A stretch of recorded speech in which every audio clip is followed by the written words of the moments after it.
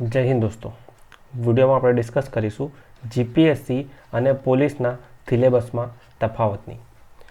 ત્રણેય એક્ઝામ એટલે કે જીપીએસસીનો જે રિસેન્ટલી કોમન સિલેબસ રજૂ કરવામાં આવ્યો છે પીએસઆઈ અને કોન્સ્ટેબલ, તેમાં સબ્જેક્ટ વાઇઝ શું સિમિલારિટીઝ અને ડિફરન્સીસ છે તે. રાઈટ, તો વિડીયોને અંત સુધી જરૂરથી જુઓ. સંપૂર્ણ માહિતી જે છે કન્ક્લુઝન સાથે ડિસ્કસ કરીશું. આ કન્ક્લુઝન આવનારી તમામ એક્ઝામના એસ્પાયરન્ટ્સ માટે ઉપયોગી બની રહેશે. રાઈટ, આમાંથી જો તમે કોઈ પણ એક્ઝામની તૈયારી કરી રહ્યા છો તો આ માહિતી જાણવી તમારે જરૂરી છે. સ્ટાર્ટ કરીએ છીએ.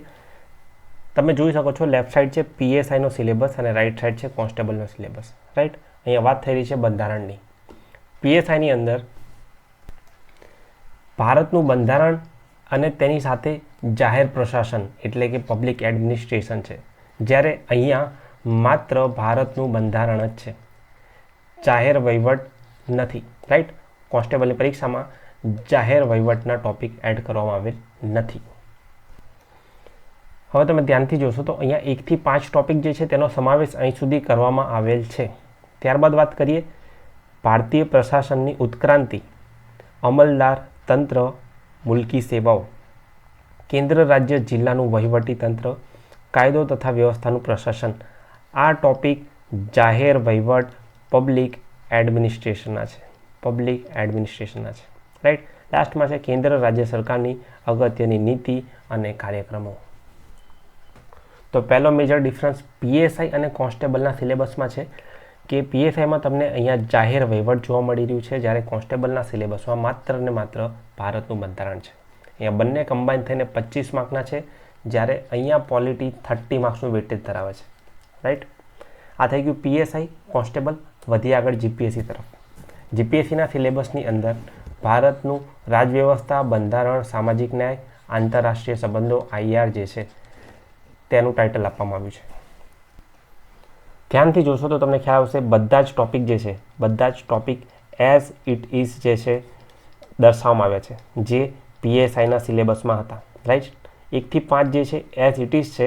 ત્યારબાદ 6 નંબર જે છે, આ 6 નંબર તે લાસ્ટ પોઈન્ટ સાથે રેસિપ્રોકેટ કરે છે કેન્દ્ર અને રાજ્ય સરકારની નીતિઓ.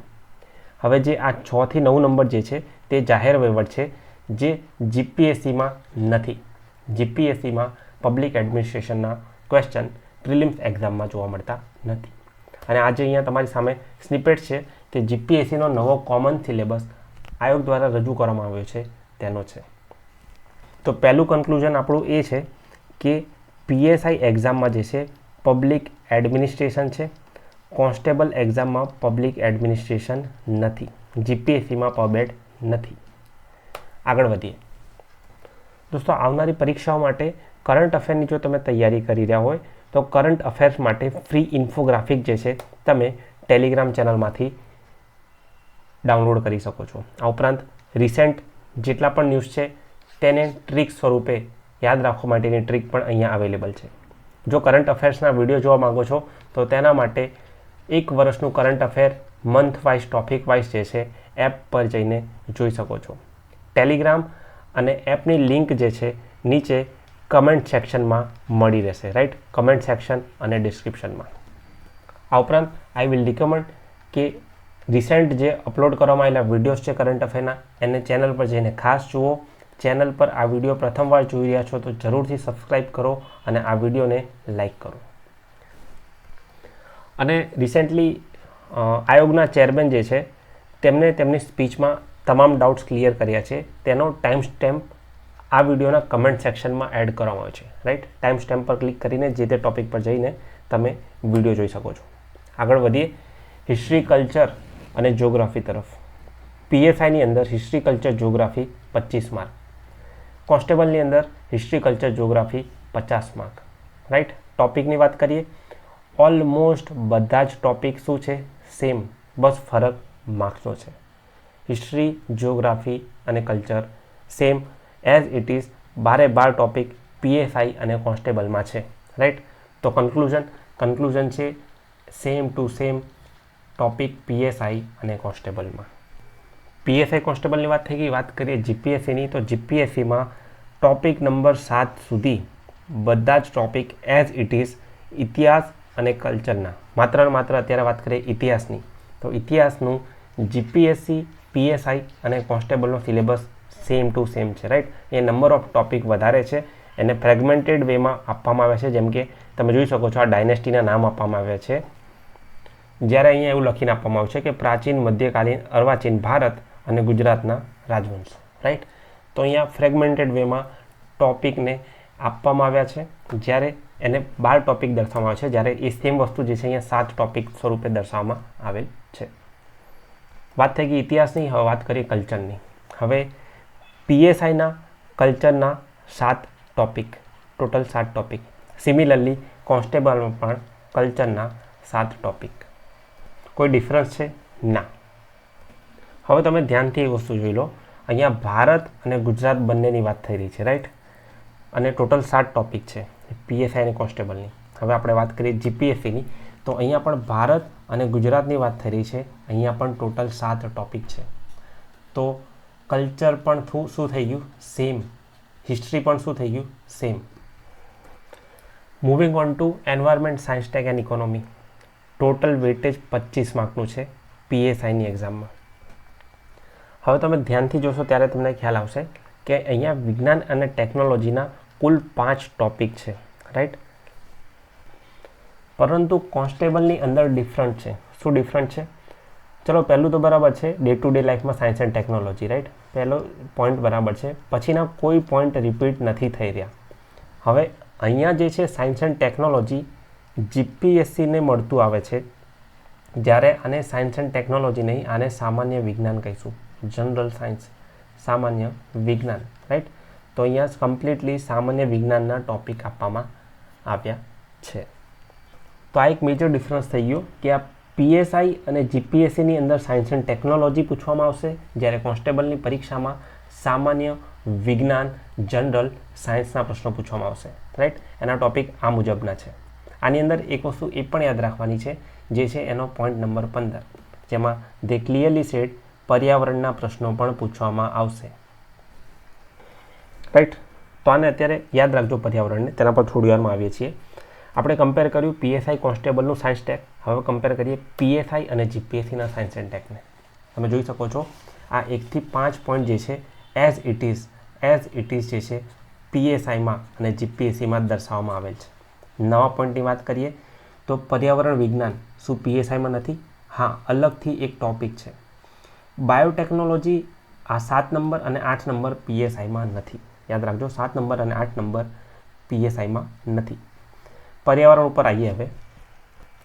તો આ છે પીએસઆઈ માટે પર્યાવરણના ટોપિક. તમે જોઈ શકો છો completely disaster management, national parks, pollution, forest અને એન્વાયરમેન્ટને લગતા મુદ્દા બધી જ વાત કરવામાં આવી છે. પર્યાવરણને ડેડિકેટેડલી મેન્શન કરવામાં આવ્યું છે, રાઈટ.